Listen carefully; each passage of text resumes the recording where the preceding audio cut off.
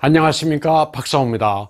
5월 27일 캐나다에서 화웨이 CFO 멍한저우의 재판이 있기 전 그녀의 지지자들과 중공 대사관은 반드시 승소할 것이라면서 득이양양했습니다. 중공 매체들도 무죄 석방을 자신했습니다. 재판 당일 멍한저우도 현지 호화 저택을 나올 때 무죄 석방을 자신하는 듯 표정도 밝았습니다. 5월 26일 저녁 제이맨 화이슌이란 중국 매체는 캐나다 법원이 멍한저우에 대해 무죄 석방 결정을 내릴 것이며 4일 안에 귀국할 것이라고 엉뚱한 보도를 했습니다. 재판 전 멍한저우는 친구들 11명과 함께 브리티시 컬럼비아 최고 법원 앞에서 승소를 자신이라도 하듯 V자를 그리며 웃어가며 단체 사진을 촬영했습니다. 멍한저우 개인이나 중국 공산당이나 승소를 자신한 것으로 해석됩니다. 중국이 캐나다를 철저하게 오판한 것입니다. 캐나다 법원 판결은 멍한저우와 중공의 희망과는 정반대로 나왔습니다. 신화와 인민일보는 멍한저우의 판결을 인터넷 생중계하기로 했지만 급거 취소했습니다. 제이맨 신원도 오보를 했다면서 사과 성명을 발표했습니다. 화웨이는 연타를 맞았습니다. 5월 24일 영국은 철저하게 화웨이의 5G 참여를 금지하기로 했습니다. 이어 27일에는 일본 정부가 안전보장을 위해 통신설비의 화웨이 사용을 하지 않기로 했습니다. 그런데 캐나다 정부가 같은 날에 화웨이 CFO 멍한저우의 미국 인도 절차를 계속하기로 한 겁니다. 27일 오전 11시 캐나다 브리티시 컬럼비아주 최고법원은 멍한저우 변호인단의 철회 요구를 기각하고 캐나다와 미국에서의 이중 범죄가 성립한다고 판단했습니다. 그리고 멍의 신변을 미국에 인도하는 절차를 계속하기로 결정했습니다. 다음 재판일은 6월 15일입니다. 히더 홈즈 대법관의 23페이지에 걸친 판결 내용에 따르면 멍한저우의 혐의 내용은 사기입니다. 올해 48살의 멍한저우는 은행 사기와 이란에 대한 미국의 경제 제재를 위반한 혐의를 받고 있습니다. 미국에서도 사기죄로 기소됐습니다. 캐나다는 미국의 요구에 응해 2018년 12월 1일 오타와 국제공항에서 멍한저우를 체포한 뒤 3차례 걸친 인도 공청회를 거쳤습니다. 멍의 변호인 측은 캐나다가 이란에 대해 제재를 한 바 없으며 멍한저우와 이란 간의 비밀거래가 캐나다 은행에 대한 사기가 아니라면서 캐나다에서 범죄가 성립하지 않는다고 주장했습니다. 하지만 캐나다 대법관은 이와는 반대로 판단했습니다. 미국에서는 공화 민주 양당의 학생 조직 지도자들이 워싱턴 어필이라는 제목의 연명 공개 서신을 내고 미국에 있는 모든 공자 학원을 폐쇄하라고 촉구했습니다. 중국 공산당이 미국 대학에 영향을 끼치는 것을 저지해야 한다는 취지입니다. 아테나 인스티튜트란 비영리 조직이 발표한 이 서신은 중국 공산당이 공자학원을 통해 공공연하게 미국과 세계의 대학을 협박하고 언론을 통제, 학술 자유에 위협을 가하고 있다고 말했습니다. 5월 28일 트럼프 대통령은 미국인의 언론 자유와 권리를 보호하기 위한 행정명령에 서명할 것이라고 밝혔습니다. 트위터 같은 소셜미디어가 중립 플랫폼이란 지위를 이용해 전에 없이 책임을 회피하고 있다고 말했습니다. 트럼프가 트위터나 페이스북 같은 소셜미디어가 정치적 견해에 대해 멋대로 재단하는 관행에 쐐기를 받겠다고 밝힌 겁니다. 특히 소셜미디어들이 미국 보수파 여론을 통제해 대선에 영향을 미치려 하는 시도를 차단하기로 했습니다.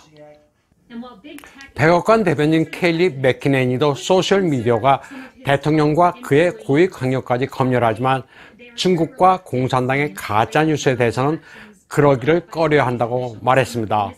트위터에서 구글로 화제를 돌리자면 그들은 중공을 위해 인권까지 혐오 단어로 분류하는 검색 엔진을 만들었으며 페이스북과 트위터는 광고료를 받고 소수민족에 대한 중공 정책과 관련된 가짜 정보를 실어준다고 직격탄을 날렸습니다.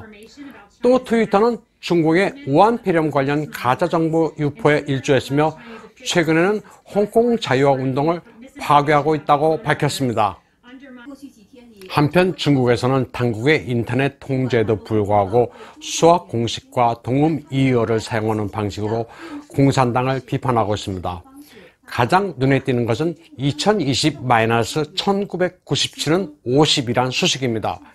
2020은 올해, 그리고 1997은 홍콩이 중국에 귀속된 해입니다. 따라서 이 수식은 중국이 홍콩 국가안전법을 통과시켜 50년 동안 일국양제, 홍콩 자치, 사법 독립을 보장한다는 약속을 어긴 것을 비판하고 있습니다. 참고로 홍콩 국가보안법이란 용어는 존재하지 않습니다. 국가안전법이 정확한 용어입니다. 두 번째 수식 1966 플러스 54는 1966은 중국 공산당이 문혁 시기에 극좌 노선에서 벗어나지 못했다고 조롱하는 겁니다. 1966은 문화 대혁명이 시작된 해입니다. 54는 1966년부터 2020년까지 54년이 지났는데 역시 1966년에서 벗어나지 못한 채 제자리라는 것을 의미합니다. 중국 공산당은 문화혁명을 10년 동안의 재난으로 규정한 바 있는데 시진핑 정권이 이 재난을 반복하고 있으며 신용을 지키지 않는 버릇이 도졌다고 인민들조차 비판하고 있는 겁니다. 그러면 일국 양제 정식으로 인한 중국의 경제 타격을 설명드리겠습니다. 홍콩과 미국의 직접 무역액은 380억 달러에 달합니다. 홍콩 특수지휘 철회로 미국 자본이 모두 빠져나가게 됩니다. 또 홍콩은 국제 자본이 중국으로 흘러 들어가는 창구입니다. 중국의 한 해 외국인 직접 투자가 1250억 달러인데 이 가운데 80%에 육박하는 990억 달러가 홍콩을 통합니다. 특히 미국이 1992년에 홍콩 관계법으로 홍콩에 부여한 특혜는 상당합니다. 첫 번째는 홍콩을 독립관세구역으로 간주해 미중 무역 전쟁의 와중에도 관세 보복을 하지 않았습니다. 특히 수입액과 원산지 인증 관련 사무에서도 개별 영역으로 홍콩을 우대해왔습니다. 또 홍콩 특별행정구의 여권과 여행 문건이 있으면 달러와 홍콩 달러를 자유롭게 교환할 수 있었습니다. 중국의 다른 지역과는 비교할 수 없을 정도의 특혜인데 이게 사라지게 됐습니다. 중국은 일국 양제 폐지와 홍콩판 국가안전법 시행으로 스스로의 발등도 찍었습니다. 중국 양회의 별명은 구미 유학생 학부모회 내지 호주, 미국, 캐나다 부동산 소유주 대회라고도 불립니다. 그만큼 권귀라 불리는 중국 특권층이 해외에 가지고 있는 게 많다는 얘기입니다. 다들 거의 예외 없이 외국 국적 소지자거나 외국 유학 경험을 가지고 있습니다. 장저민의 아들 장맨헝과 장맨강은 모두 미국 유학 출신이고 손자, 손녀도 역시 미국 국적을 가지고 있습니다. 덩샤오핑의 아들 덩푸팡과 손자 덩샤오띠는 미국 국적을 가지고 있습니다. 유석유의 딸 천윤의 손녀 역시 미국적 소유자입니다. 후진타오의 아들과 딸 역시 미국에 그린카드가 있습니다. 시진핑은 누이가 캐나다, 동생이 호주 국적 소유자고 딸 시밍전은 하버드 유학을 했습니다. 보실라의 아들 보과과 역시 미 국적자이고 자칭린의 손녀와 전 외교부장 양제치의 딸은 미국 유학 출신입니다. 리자오싱 전 외교부장과 원로인 완리의 손녀도 미국 국적을 가지고 있습니다.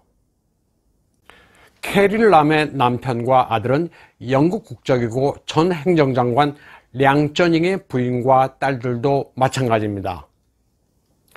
미국과 영국 등 서방 세계의 제재가 본격화되면 이들의 국적은 취소되고 해외 재산은 동결됩니다.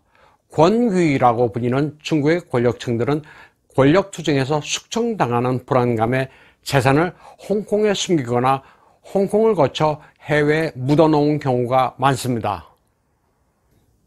홍콩은 지옥으로 변했습니다. 중무장한 경찰이 교복을 입은 어린 소녀들까지도 체포해 차량에 태우고 있습니다. 자유를 말살하는 국가안전법으로 이제 범인소환법도 필요가 없습니다. 중공의 무지막지한 사법체계를 그대로 홍콩에서 시행하는 겁니다. 아주 쉽게 얘기하면 홍콩과 신장 위구르는 아무런 차이가 없게 됐습니다. 홍콩의 자유시민들은 옥쇄의 각오를 하고 있습니다. 산산이 부서지는 옥이 될지언정 온전한 기와장으로 살아남지는 않겠다면서 최후의 결의를 다지고 있습니다. 오늘 방송은 여기까지 하겠습니다.